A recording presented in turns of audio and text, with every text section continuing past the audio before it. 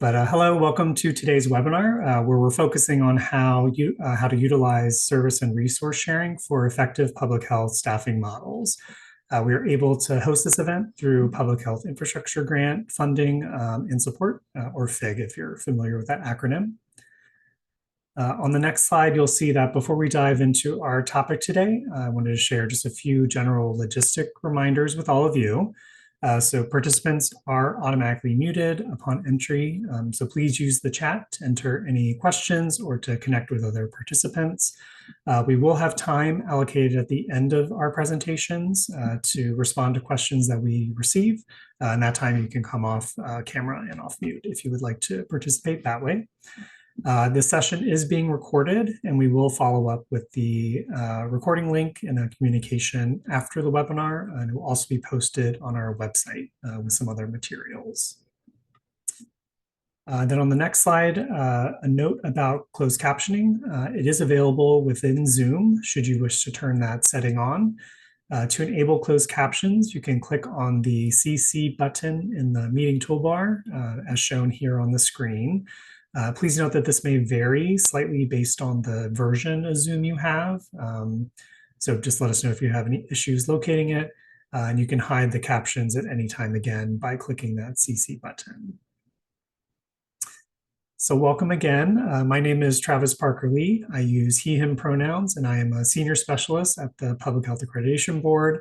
I work on our Public Health Systems and Services team, and I'll be presenting and acting as the moderator for today's webinar. I'm joined by Grace Gorenflow, who's working with PHAB as a consultant on a variety of topics. With over 30 years of experience in governmental public health, she specializes in service and resource sharing, public health system and agency transformation, accreditation support, and the intersection among all of those topics. In addition, she has experience in community health improvement planning processes, and public health agency quality improvement and performance management. Grace previously worked for the National Association of County and City Health Officials for 20 years before launching her consulting firm in 2011, and she is currently an adjunct professor at Pennsylvania State University. And I'm seeing some familiar names in the attendee box and some unfamiliar names. So you may have worked with Grace in some capacity in the past or seen her face elsewhere. So on this slide, you'll see the objectives and topics we will cover today. As you review them, we would like to know quickly your familiarity with service and resource sharing to just ensure that we're framing the content correctly today. So if you can let us know in the chat if you are very familiar, somewhat familiar, or new to service and resource sharing. I'll give you a couple moments to put that in. Again, those options are very familiar with service and resource sharing, somewhat familiar, or new to SRS.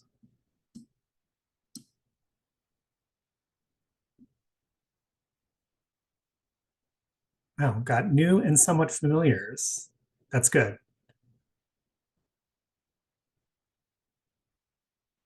Just give that a couple more seconds.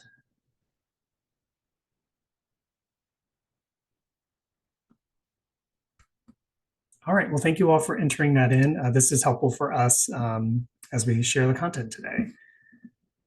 So as a reminder, and also we wanted to practice you entering into the chat box. So as a reminder, feel free to enter questions at any time. And then again, we'll be sure to address those during the Q&A portion at the end of the presentations. So on this next slide, you'll see some of the terminology we like to use to help us ground when we talk about service and resource sharing, this is what we're thinking of. You also hear us say SRS throughout the presentation, so just a shorthand for service and resource sharing. But it occurs when insights, expertise, techniques, and tools are shared across organizational boundaries. Those can include things like a population served, a service area, or district or governmental jurisdictions. Sharing empowers agencies to work together to protect and promote the health of people more effectively and efficiently. And by sharing those insights, expertise, techniques, and tools, agencies can accomplish more together than they could typically do alone. Ultimately, this does guarantee that all individuals, regardless of their location, have access to the foundational public health services, excuse me, an essential component for driving transformation, modernization, and effective response to existing and emerging public health needs. So whether these activities that are shared are addressing a foundational capability or foundational area, or those community-specific services that are part of the foundational public health services model, service and resource sharing may be the only way for a service to be offered in a jurisdiction or community. You've probably heard many people say this in the past few years, but public health is at a pivotal moment. Whether it's responding to emergencies or sustaining foundational public health services in a jurisdiction, we need better tools to work more efficiently and strategically to address increased demands with limited resources. Service and resource sharing is one of those tools, as it helps public health leverage existing capacity, avoid duplication, and make real progress towards sustainability. And then on the next slide, you'll see that there's a note that service and resource sharing is more than just saving money. It's really a strategy to build a resilient modern public health system that works across boundaries and beyond silos. In many places, traditional governmental public health structures no longer make sense. And we're seeing that with all the attacks on public health that are happening currently. Transforming and modernizing public health entails not only redefining services and capacities, but also reimagining how best to use all available resources to ensure quality and sustainability. On the next slide, when we talk about service and resource sharing today, we're not just talking about one agency helping another, though that is included in the definition. Service and resource sharing can be internal, it can be interagency or cross-sector, and all of those models are part of a more connected and capable public health system and infrastructure. Service and resource sharing is a very versatile framework. It might mean that health departments in neighboring counties are sharing an epidemiologist. It could mean internal teams are pulling IT support and resources across programs. Or it could mean a local health department is partnering with a university or hospital system to expand its capacity in analytics. This flexibility in approaches make service and resource sharing a powerful and scalable model for many contexts. And we'll share more about that momentarily. So we know at PHAB that public health agencies are struggling to find and keep staff, among other challenges, again, that public health is facing.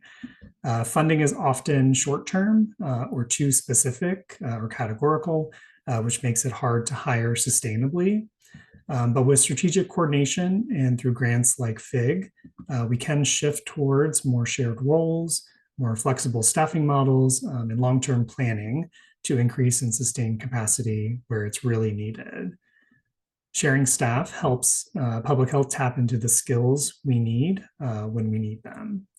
And with things like workforce burnout and turnover still major issues, service and resource sharing helps ensure continuity and resilience by enabling public health agencies to maintain those essential functions and services and quickly adapt to changing needs. So throughout today's webinar, you'll hear how service and resource sharing is being applied at various levels through various models, and you'll see how it's helping agencies work smarter and build stronger systems.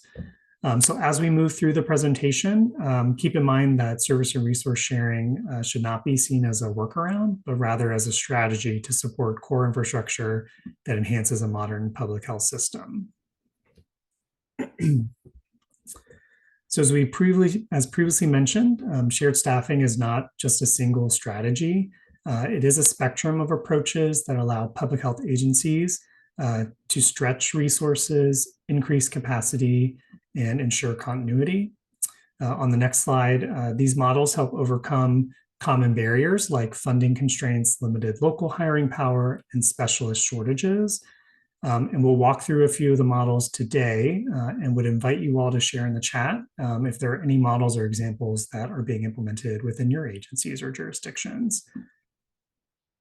So on the next slide, the first model is agency to agency staffing. And this is a very common way that shared staffing occurs, typically when one staff member is shared between two or more jurisdictions. Some examples include a shared epidemiologist, a shared accreditation coordinator, or environmental health inspector. And we see shared staffing formalized and managed via memorandum of understandings or MOUs and contracts. This type of staffing works well for jurisdictions with similar needs and agencies with the limited ability to fund full-time program staff, including specialists. This staffing model provides cost-effective access to staff who are not needed on a full-time basis. For example, if the population served is very rural, very small, but specialized expertise is needed only on rare occasions, then this type of model can help that jurisdiction. And this type of model also promotes collaboration between neighboring jurisdictions on a pretty ongoing basis. On the next slide, you'll see some potential challenges and funding mechanisms for this type of arrangement. Some challenges include scheduling and workload management can be complex. Obviously, working between jurisdictions just requires some coordination. Staff may feel divided between priorities and may feel divided between those different organizational cultures that take some time to get used to.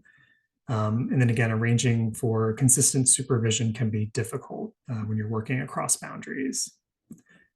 Some potential funding mechanisms for this type of staffing include braided funding from categorical grants, shared local dollars via a cost allocation formula, or subcontracts between jurisdictions. So an example that we've seen of this type of staffing exist in the real world is in Washington State, where several counties share an accreditation coordinator through a formal MOU, and costs are split by population between those counties. This type of arrangement within Washington allows smaller health departments to obtain and maintain PHAB requirements without each agency hiring a full-time coordinator. Many local health departments face limited funding, workforce shortages, and increasing need for accountability. So by sharing an accreditation coordinator in Washington, these counties can demonstrate a practical and scalable way to collectively maximize resources. Excuse me. This approach not only enables smaller and under-resourced jurisdictions to achieve and maintain PHAB accreditation, but it also fosters some regional cohesion and reduces duplication of effort in a cost-effective and sustainable way. And by maintaining accreditation status, those health departments are demonstrating accountability to decision makers, to funders, and to the people they serve. So on the next slide, the next model that we will talk about are regional positions. And we see this occur when shared staff support a multi-county region. Some examples include regional health officers, preparedness coordinators, and data analysts. This type of arrangement is led by a regional health entity, association, or other agency that can serve as the fiscal agent and staff supervisor for those positions. This type of model works well for rural or frontier regions where small local agencies can't independently staff specialized roles. Also works well for jurisdictions requiring a larger group to be able to afford or support what is needed. And this is an issue of scale. So for example, agencies may need to scale up with more partners in order to be able to secure needed resources. The benefit of this type of staffing model is that it builds infrastructure for services and capabilities that otherwise would be out of reach by those agencies on their own. On the next slide, you'll see again the challenges and funding mechanisms. Some of those potential challenges include that this arrangement requires strong coordination and shared governance. Again, we're talking about multiple jurisdictions within a region. And that it may need to overcome regional variation in needs and priorities. Some potential funding mechanisms include federal preparedness grants, if this is a preparedness position, FIG funding for regional foundational capabilities, or a shared investment from counties or health districts. So the example we have is from Minnesota, where regional public health preparedness coordinators are employed by one local health department and serve entire multi-county regions. These roles help coordinate emergency planning and response regionally. And as the public faces increasingly complex and frequent emergencies that cross jurisdictional boundaries, like natural disasters and pandemics, employing regional preparedness coordinators who serve multi-county areas ensure a coordinated, efficient, and scalable emergency response. We see that this approach improves the region's overall resilience and its ability to protect residents more effectively. And then on the next slide, we have our last staffing model, where we'll talk about statewide or system-wide approaches, where roles serve an entire state or system of jurisdictions.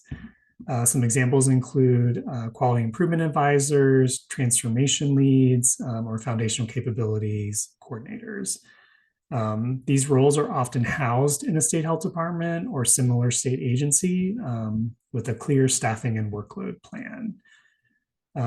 This type of arrangement works well for states with many small, decentralized local health departments or health departments that are disconnected within a state, and also systems seeking equity and alignment in modernization or transformation efforts. A benefit for this type of arrangement is that it ensures consistency and statewide alignment on activities and priorities. On the next slide, a potential challenges include that agencies may feel distant from local priorities unless intentional engagement is built in. And this type of arrangement requires thoughtful communication strategies to ensure that activities and decisions are shared in a clear and consistent way. Some potential funding mechanisms include state general funds, or some other type of federal infrastructure funds, like through those provided through FIG and DMI. So our example is from Colorado, where they've developed a foundational capabilities technical assistance team with state hired specialists in the areas of workforce, communications, and quality improvement. Those specialists provide support to all local health departments within the state, especially those pursuing public health system transformation efforts. Local health departments are navigating growing expectations around the foundational public health services and systems transformation efforts driven by the state. So this approach by Colorado reflects a proactive strategy to strengthen the public health system as a whole by offering those targeted, specialized, and expert support in the areas already mentioned. By establishing a staffing and workload management plan, as well as a communication loop with local health departments within the state. The Colorado State Health Department is ensuring that the TA team is deployed in a way that covers not only the foundational capabilities in areas statewide, but can also provide support to community-specific services within a region or local jurisdiction. And again, this is all in an effort to align what's happening statewide at the local level with the state's vision around transformation. So in the next couple of slides, we'll share some additional models that we've seen in practice that kind of cross-cut the models that we've already talked about. But when we think about matrix management, this is where staff report to multiple leaders across different agencies, programs, or jurisdictions to meet some cross-cutting goals and optimize limited resources within a jurisdiction. We've seen that this structure is especially helpful in shared service arrangements where public health agencies require the same type of expertise, but specific kind of day-to-day tasks vary widely and may be too complex to manage by one jurisdiction alone. This is ideal for statewide or multi-site projects needing consistent technical quality and local adaptability. An example that we have seen this personified in is CDC's Data Modernization Initiative funded specialists often operate under this type of approach, where they receive technical direction from the CDC, but then have that operational direction from participating jurisdictions. And on the next slide, the last model that we have in it would like to share with you all is the hub and spoke model. And I think some folks in the chat may be familiar with this, but really is when a hub houses expert staff who rotate through or serve spoke agencies. Wish I put a visual up here to help kind of portray it too. But this is where the hub provides training and supervision of staff, who in turn provide programmatic support for the hub agency and those peripheral or spoke agencies. An example to share is from North Carolina. They have an incubator collaboratives program that's used by agencies to provide shared staffing and support to multiple counties. The purpose is to foster innovative collaboration across local health departments and to broaden resource sharing across rural areas of the state. Incubators were designed to support both regional and individual activities where staff are deployed for the purpose of innovative collaboration while also being available to support specific local health department needs. These specialized staff include epidemiologists and quality improvement professionals, among others, and really help local health departments within their collaborative region address public health issues and enhance capacity.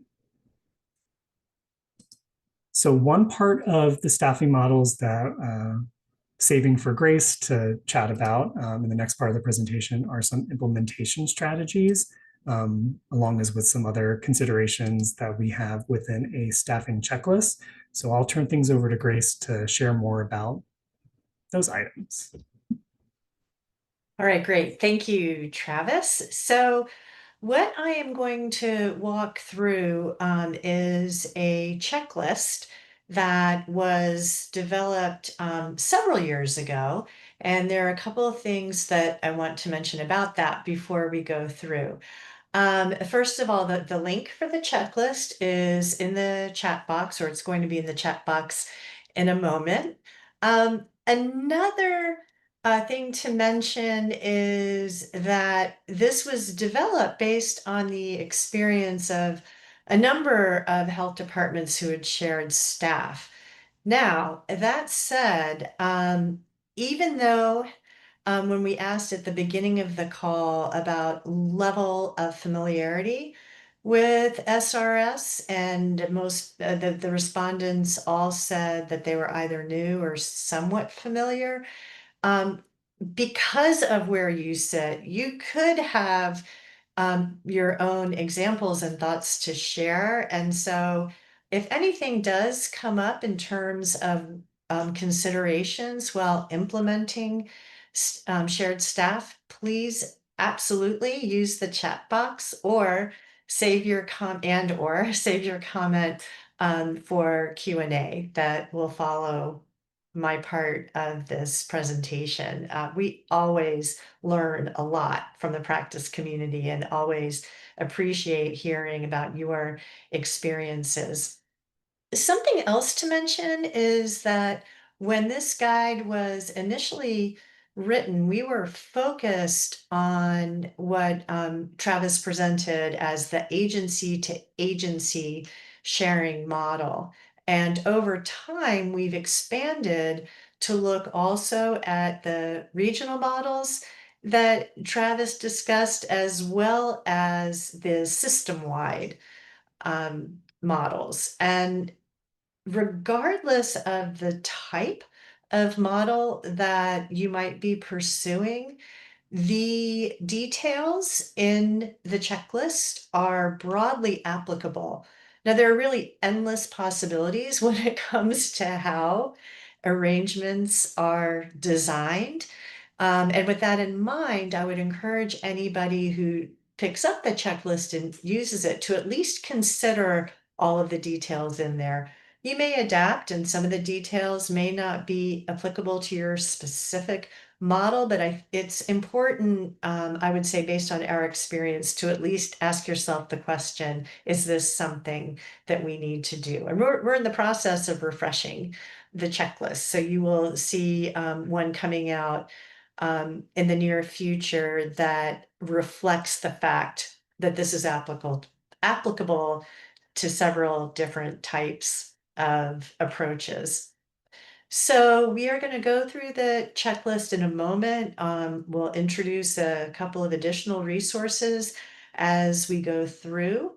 The checklist addresses 5 sections: defining the arrangement and establishing the arrangement, also tending to logistics and tending to a communications plan, and ending with evaluation, program evaluation. And what I am going to present is not necessarily in complete chronological order.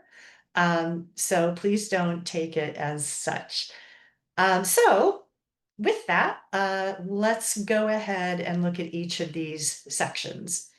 So the first one, as you can see, is defining the staff sharing arrangement. And this includes not only the scope of the arrangement, but also the purpose and the expectations. And the expectations are particularly important, not only for short-term purposes, but long-term purposes. So for example, in addition to what is listed up here, is anyone in the group expecting budgetary savings in the short term? That may or may not be possible.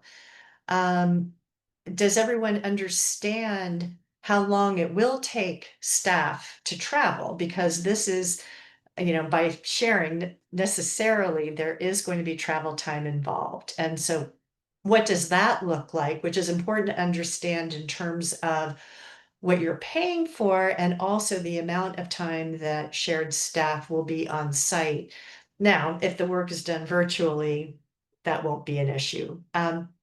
Another is when you think about how shared staff will engage with each other, it's important to be deliberate about this and think about short-term strategies versus longer-term strategies. And this is going to be especially important when, if any staff were terminated in the process of deciding to share staff. If you have a new staff member coming in who's shared, who's taking the place of somebody who was let go as a result of reduction in force, that's something that's going to need to be tended to and tended to carefully. So you also see here identifying stakeholders. Who needs to know that you're changing models?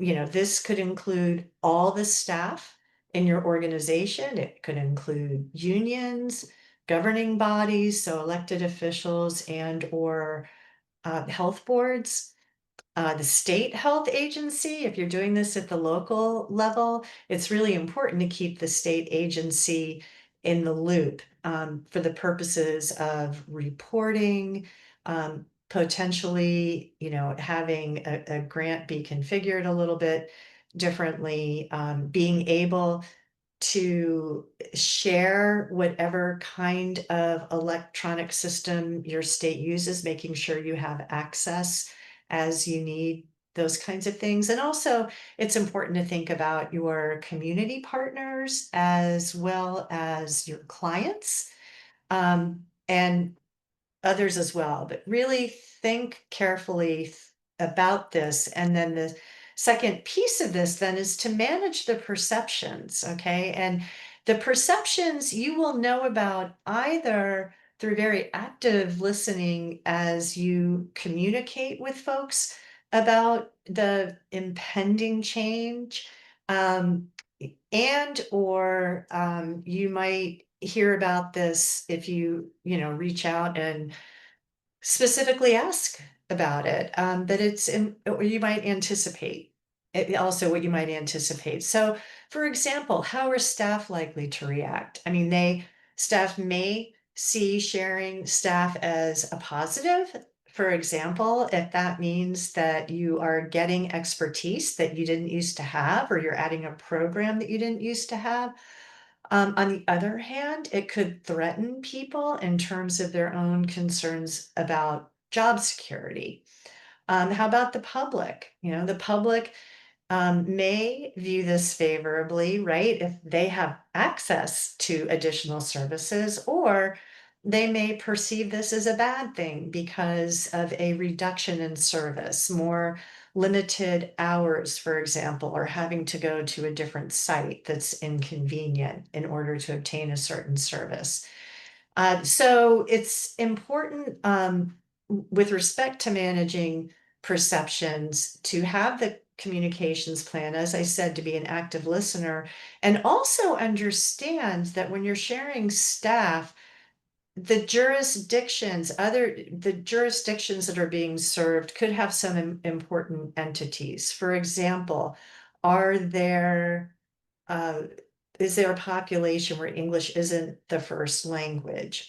Is there a population? Are you sharing environmental health inspection services where you now have inspected entities and the relationships that go along with that? Are you working with an older population that may or may not be comfortable with text communication? So really, it's very important to make sure that everybody at the table understands the kinds of considerations that go into shared staff and that the perceptions are effectively managed. Okay, so the next piece then that we'll see in you'll see in the second section of this is to establish the arrangement in itself. And some items to consider in here, you can see there are three buckets. And the first one is to help manage change. And this really has to do with change management. Um, Obviously, I just said those two words, but change management refers to tending to the people side of change. And it's not only when an idea is formulated and to let people know, as we discussed in the last slide, this has to do also with managing change throughout the implementation process. People don't like change. I probably don't have to tell you that.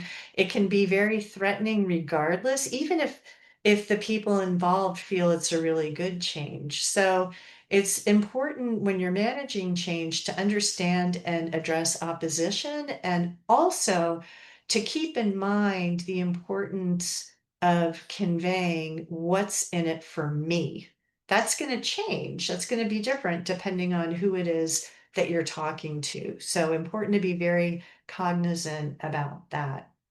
It's also important to understand differences in organizational culture. And this is something that can be difficult to surface when it comes to your own agency, because you do things a certain way and you know that that's the way it goes, and you may or may not be aware if what you're doing tends to be extreme or unique.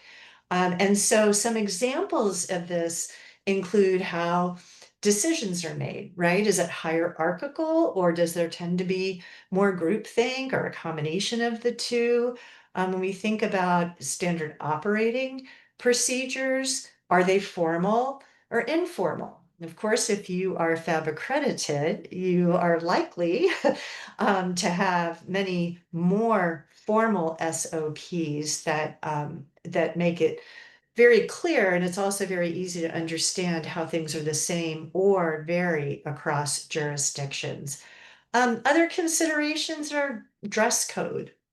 How are items purchased? Do you have staff celebrations? Do you allow flexibility in hours? Do people telework? I mean, there are all kinds of different things. So it's really important to discuss these and other items as you work through an agreement, because you really want to be able to prepare that staff member to function within these different environments, even if they're not there physically. It's good to understand because it's going to be important for the staff to be very comfortable regardless of who it is they're working with and working for. And then finally, in terms of preparing to implement things, designate a program manager. It's really easy to feel like, well, we've got this written plan, this written agreement. We're going to share this staff member. We're good to go. Um, if you have that mindset, you're going to miss out on some critical details, and it's important to approach this the way you would approach any program, with a specific work plan that identifies who is going to do what and when. Also important to develop your legal agreement, to identify and provide any necessary training and resources, whether or not any SOPs need to be revised, and also to make sure, for example, if it's relevant, to address HIPAA protections and ensure privacy. All right, so that's establishing the arrangement. The next one is to tend to the logistics for personnel. And this is a big one. We think about governance of staff, and this is important because you'll need to be very clear on who the supervisor is and how everybody, all of the entities, can provide feedback about about performance. And this becomes especially important when it comes to the regional model.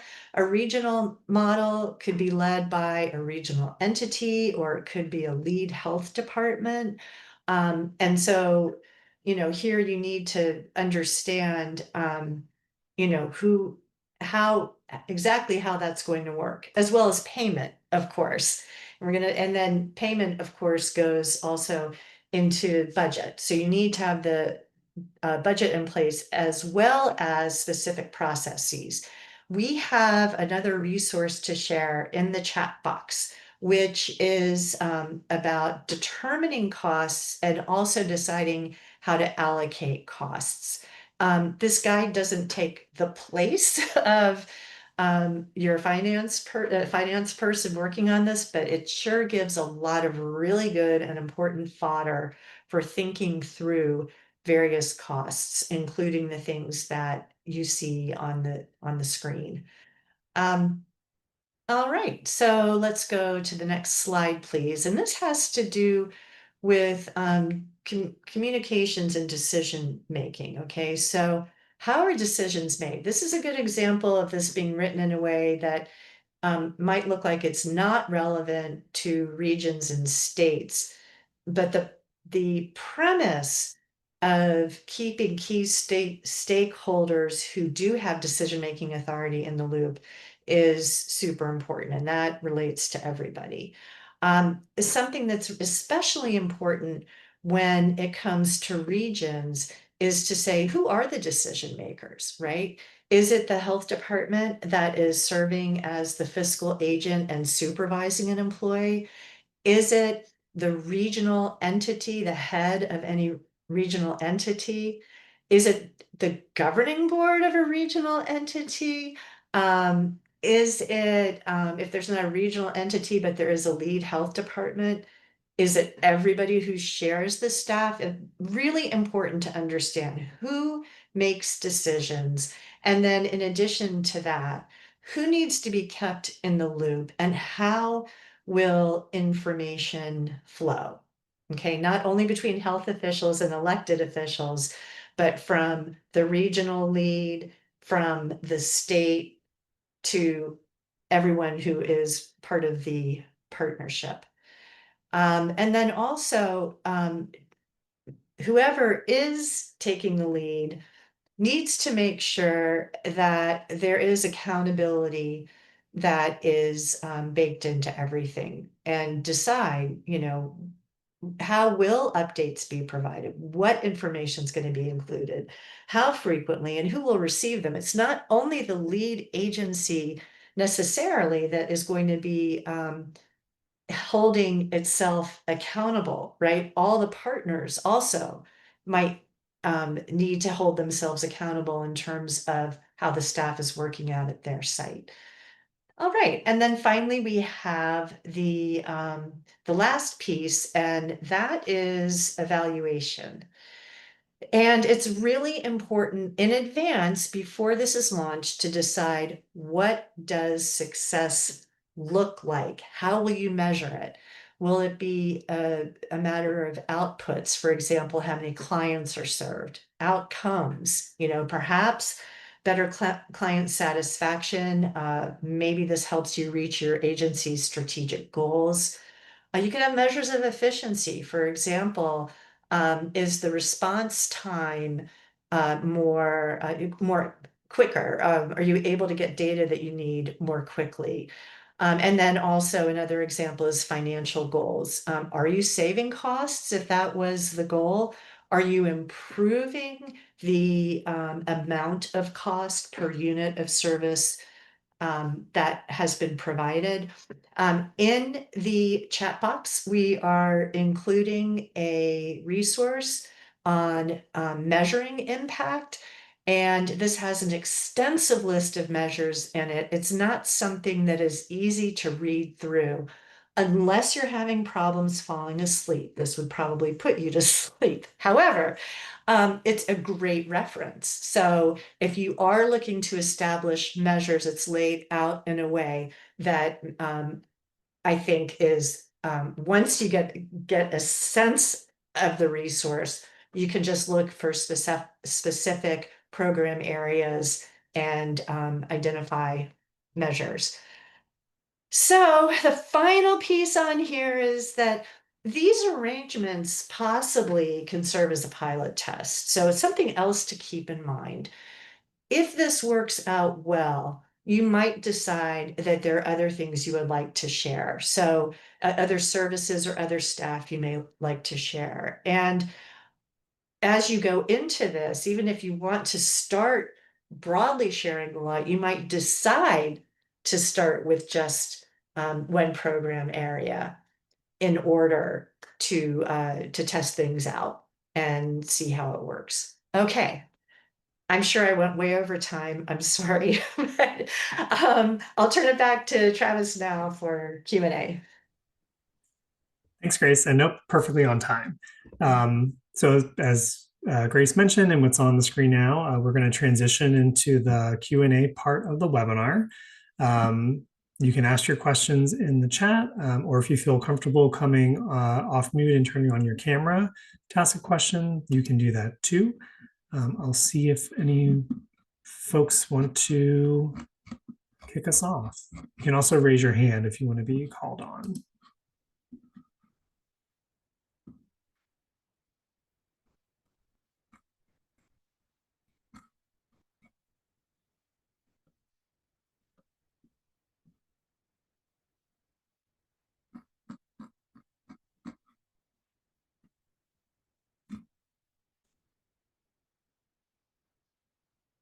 All right, not seeing anything yet, but Grace, I might kick us off with a question that I've been ruminating on. And we've talked about this in other service and resource sharing contexts, but wondering, based on your experience and what you've seen kind of happen in this space, we shared a lot about kind of those potential benefits and outcomes.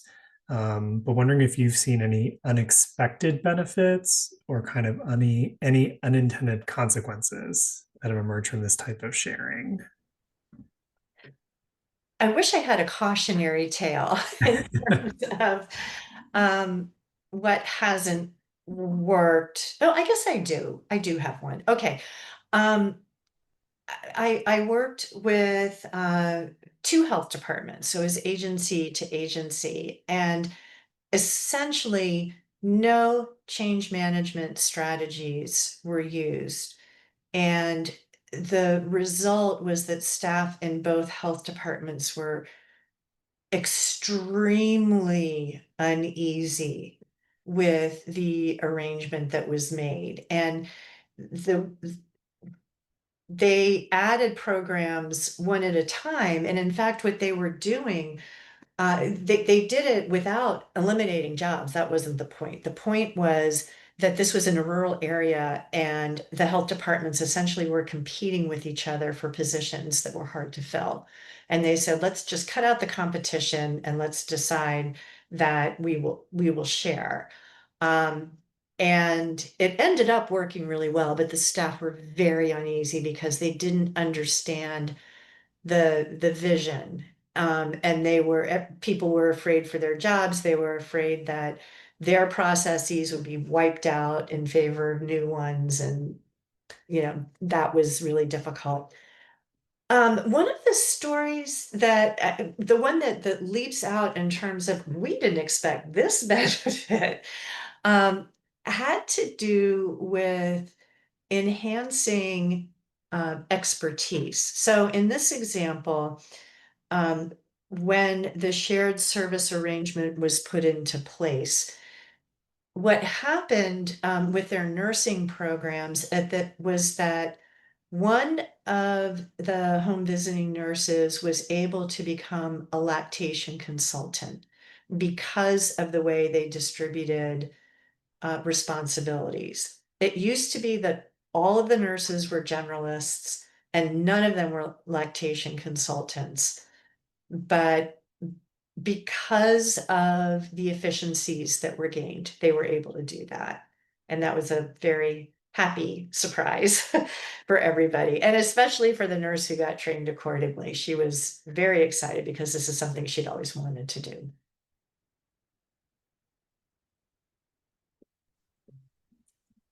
Thank you for sharing, highlighting the planning communication pieces being done up front and very intentional can help kind of mitigate any of those issues. But then also you mentioned what you're mentioning reminded me of kind of the trust aspect that's very much needed in these types of arrangements.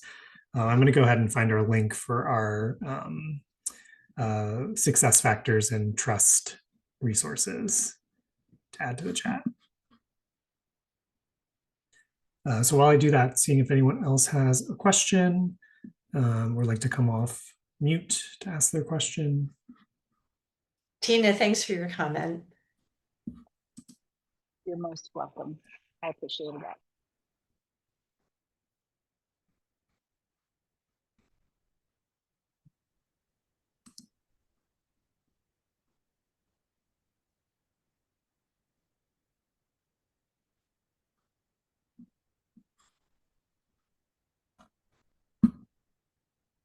Quiet group today. I know it's end of the day, so that might be. End of the day for some.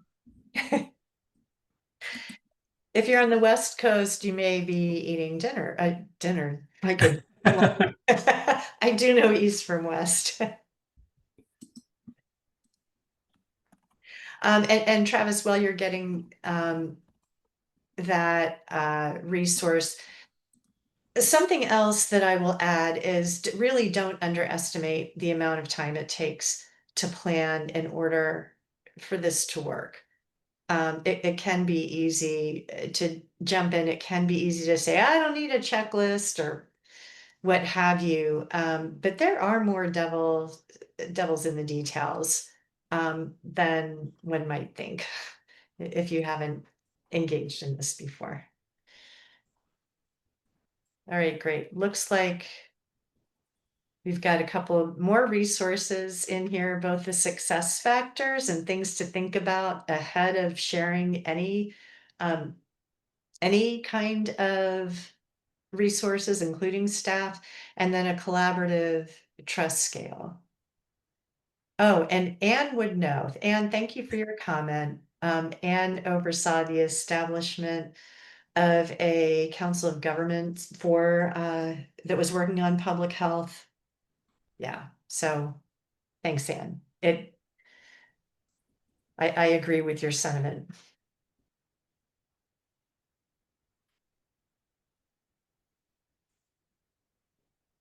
Well, I'll do one last call for questions. But in the meantime, Grace may ask you to think of like one takeaway that you want folks to walk away with today. I think I just said it. Yeah, you may have just said it. So I guess the only other thing that I would add, and Travis is going to speak to this in a minute, is that these conversations, when you are planning for a shared arrangement and planning to share staff, they can unexpectedly become contentious for any number of reasons. You could have different pay scales, you could have different reimbursement rates, you could have vastly different cultures, you could have expectations that weren't openly shared that conflict with one another. And for that reason, those reasons, it's really important not only to tend to the details, but also to consider who the best person is to facilitate these conversations. And um, this is not a pitch for us. Travis will point out that we have facilitated these conversations. We're always happy to do that. And what I would say is that whether it be PHAB or whether it be somebody local who has a lot of trust and is viewed as a neutral party, um, I think it's definitely worth it to consider bringing somebody in. If you could well have partners where you feel like that's just not necessary, and those are ideal circumstances, and those circumstances exist. If that's not the case, consider bringing somebody else in. And we've seen both. thank you so much, Grace. Well, I will move us into our last few slides. If folks have other questions that come up, feel free to pop them in the chat. But Grace primed this perfectly. So PHAB can support your capacity building needs in this area. Some of those ways include through strategy and implementation, consultation and facilitation, as well as support utilizing our various tools for transformation. Specifically, we are able to assist with diving into a specific issue to explore some root causes or other solutions. And then specifically including service and resource sharing solutions. So with the example that Grace had just shared, if agency or group of agencies are looking for that neutral outside party, that is something that we can engage in. So whether it's if you need help deciding what programs would benefit from shared staff, or if you already have identified shared positions, but just need to know some ways to get started, PHAB can help facilitate those discussions. We can pose critical questions, and we can lead agencies through a process of making key decisions that are integral to those effective agreements. So feel free to reach out to us if you'd like to, and we're happy to discuss your needs. The email is on the screen, fabta@fabboard.org. On the next slide, you'll see that PHAB has a host of SRS resources available, some of which we've shared already in the chat. But these include some general fact sheets, some various assessment tools, sample agreements that I've seen worked between agencies.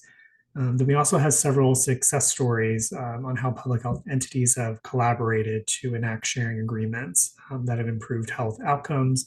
And we share some other benefits within those stories. We do hope that you utilize the resources and read the stories, and we hope that they're helpful within the work that you all do. On this next slide are some important links that may be of interest. Our general service and resource sharing website, a form for you to share some examples that hopefully that we can turn into stories. And then that checklist that we shared earlier in the webinar. We'll also share these slides in the follow-up, so you can actually click on the links and get to those pretty easily.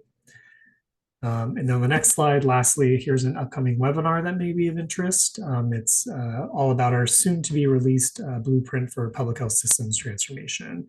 We're very excited to release that guide and then talk more about it on this webinar on July 23rd.